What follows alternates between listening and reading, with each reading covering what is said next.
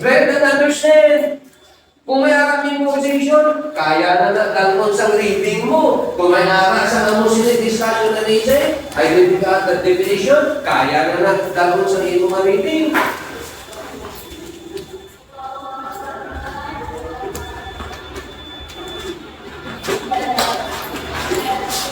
Okay? So, ang pag-aaral, hindi exams bukas, ngayon kayo magsabi.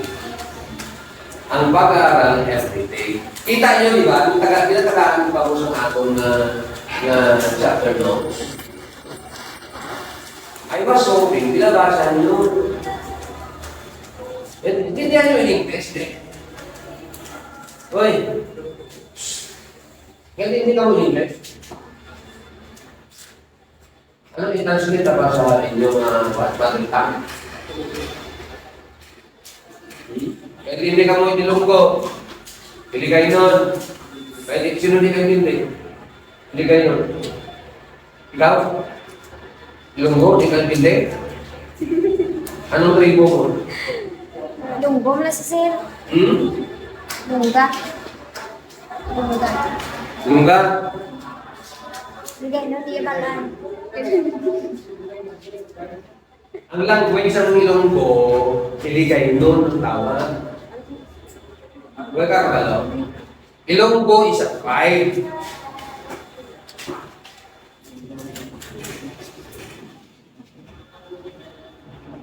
Ang language ng Tiboli, ano ang tawag?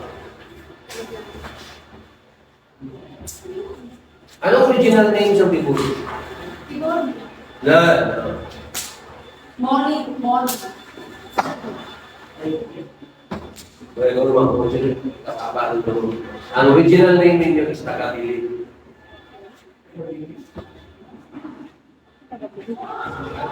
So, ang language ninyo is known as Tagabili language. Isang dialect. That is a language. Okay? Tayo nyo, ito galing ang tribo, kung balong ang gusto way.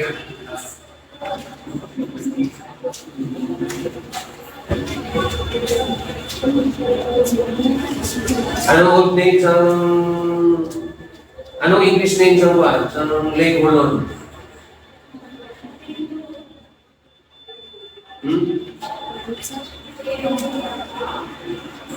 Anong tibuli sa lake?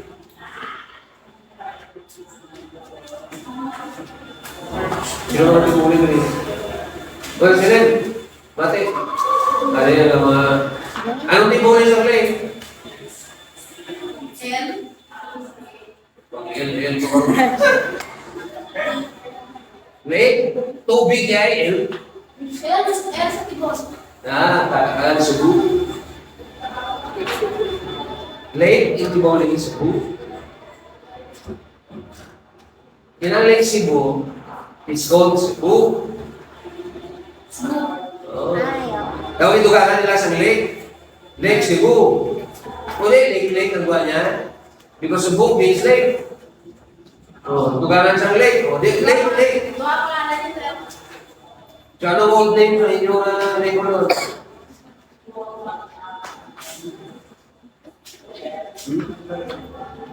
Sir.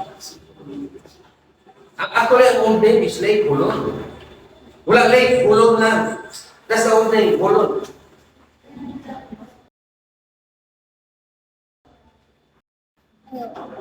Before, tapos binago noong World War II. Anong bago pangalan? Hindi.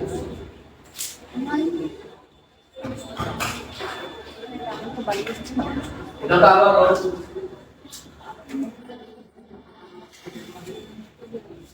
Dali kaya? Lake Maukan. Dali kaya? Lake Maukan. Pero it is pronounced as Mohan.